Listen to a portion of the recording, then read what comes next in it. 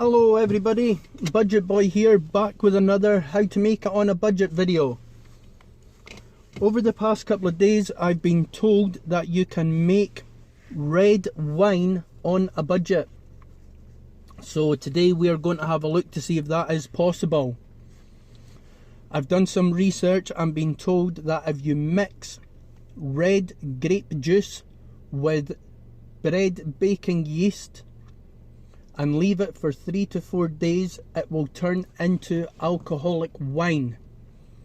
So I've just pulled up outside our local supermarket and I am just going in to buy yeast and juice. So if you give me a few minutes, I will be right back with you.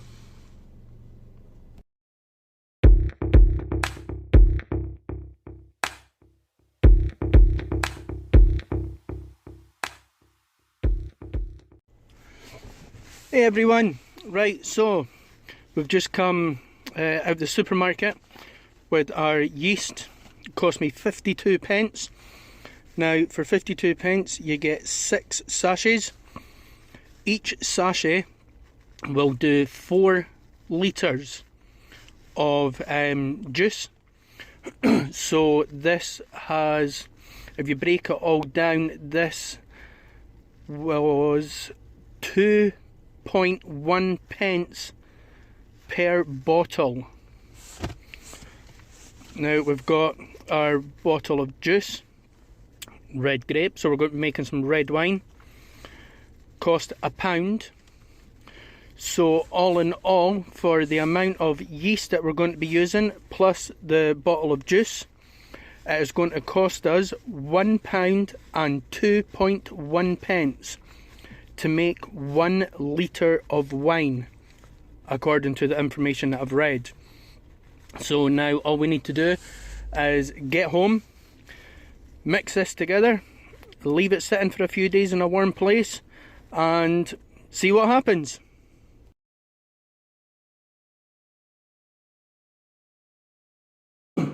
So we are back home.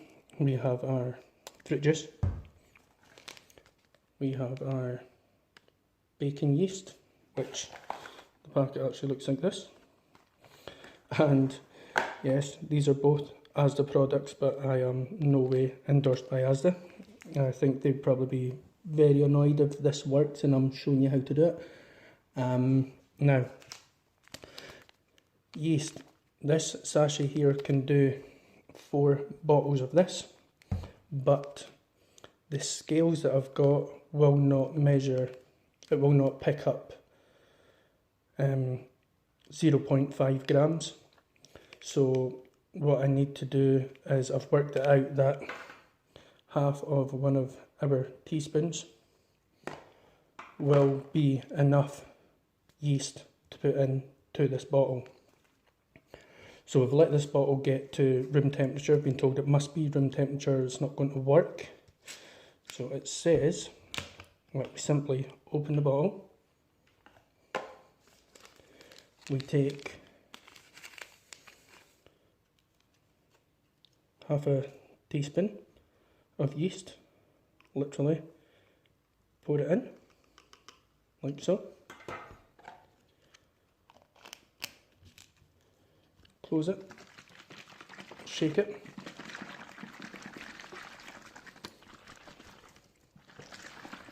now it says what will happen is, as it's fermenting, gases will develop inside the bottle. So what we have to do is, we have to open it. Now it says close it till it's tight, then open it about half a turn. That will let any gases that form inside the bottle as it's fermenting, they'll obviously be able to get released out of the top of the bottle. And now it's just a case of, you take this bottle, stick it in a warmish place, leave it for a few days, and it says until it stops bubbling. Now I don't actually know what bubbling means, so I'm hoping that tomorrow I'll find out. I don't know if this means it's bubbling, don't know if you can see all this. If this means bubbling or what it actually means. But hopefully we're going to find out.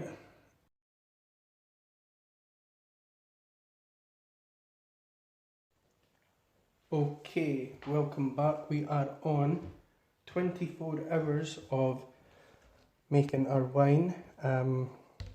One thing I have noticed why I put it in this basin here is there seems to be a lot of pressure built up in this bottle. So I don't know if I've left enough room off of enough space off of the lid. So I'm going to try and release the pressure that's been built up. So the reason obviously it's in the basin is to stop it going all over the place. So I'm guessing that I've not left the lid off enough, and this is the gases that they're talking about that has built up with the yeast being in there and it fermenting.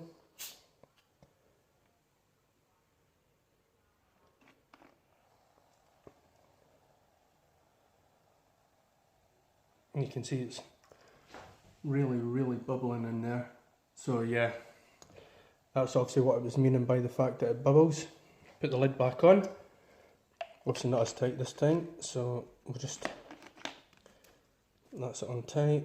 Now we've done half a turn. You know what, we'll just put it on a little bit, just so the lid's not going to fall off.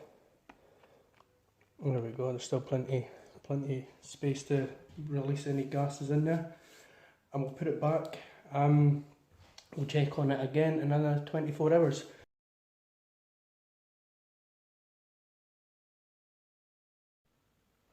Okay, so I'm on day 3 of the wine making process. Nothing had changed yesterday, so I just left it. I didn't want to make the video any longer than it needed to be. So in day 3, we've still got some bubbling going on. Don't know if you can hear that, but there is still bubbling going on in there. The alcoholic smell is getting a lot stronger. I did get the hydrometer yesterday, so we're all set for that for when this is finished. But the difference today is the bubbles are not, oh, you can hear all that air coming out there. The bubbles are not as intense just now, they are starting to die down, so I'm hoping maybe within the next 48 hours it will be ready. I was told that this can take 3 days, but it can also take up to a week, which I've just discovered since starting this video. So it could take a little bit longer, but what we have noticed is it's definitely working. It is smelling more like alcohol every day. It has gone a really dark colour. So unfortunately right now there's not much that I can say. There's not really been a significant change. I'm just going to leave it for another couple of days, see if the bubbles stop. I'm not going to prolong the video and keep going on every single day if there's no update. So hopefully the next time I give you an update, the bubbles have stopped, the wine will be made, and we'll be able to check the alcoholic volume in it and give it a taste, see what it's like. So here we've got the juice. This was the juice that we started off with. It's obviously not the same bottle because the first bottle we turned into wine. This will give us the sugar percentage that was in the bottle of juice to start with.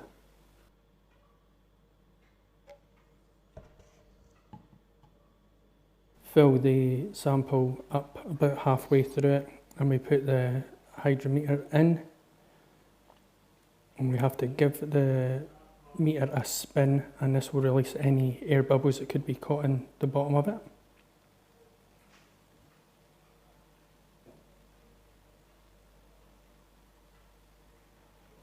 Once it stops spinning, we'll get a closer look to see what the number is. Now, as you can see here, the number is 11.5. I'll try and zoom in a little bit here for you.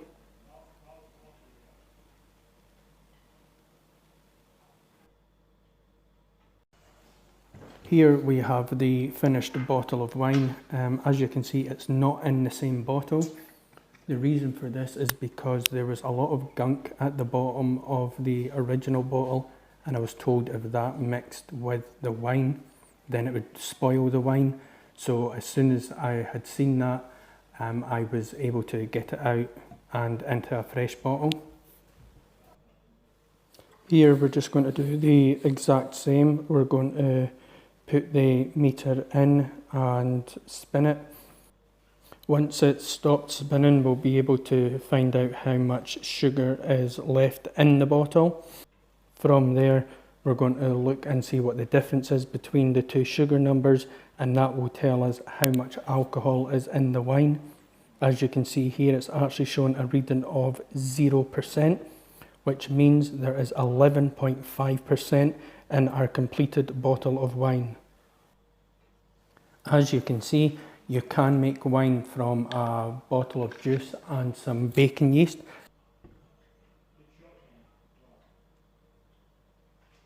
We have now been able to make a bottle of wine for £1.02, and that is a litre bottle of wine. While this experiment was going on, I was looking at bottles of wine in Asda, and I have found that the cheapest bottle of wine I had found was, I believe it was £2.99, and that was for a 70 cl bottle of wine. Bear in mind, this bottle that we've just made is a litre bottle and was 1/3 of the price. Now, I'm not saying that this is for everybody, but it does prove that you can make wine for a lot cheaper, and you can make wine a lot stronger if you make it at home. Also, the amount of fruit juices that is available at your local supermarkets nowadays, you're able to have more or less any flavour of wine that you choose to have. Again, it proves that this does work. So if you find this interesting, then please hit the subscribe button, hit the like button, share this video with a friend. It might just make their day, that they can save some money. And remember, there's always going to be new videos getting put up where you can save money all year round. So please hit the notification bell. That way you can get notified straight away of any saving ideas that I'm able to bring you. Thanks very much. This is Budget Boy, and this was how to make wine on a budget.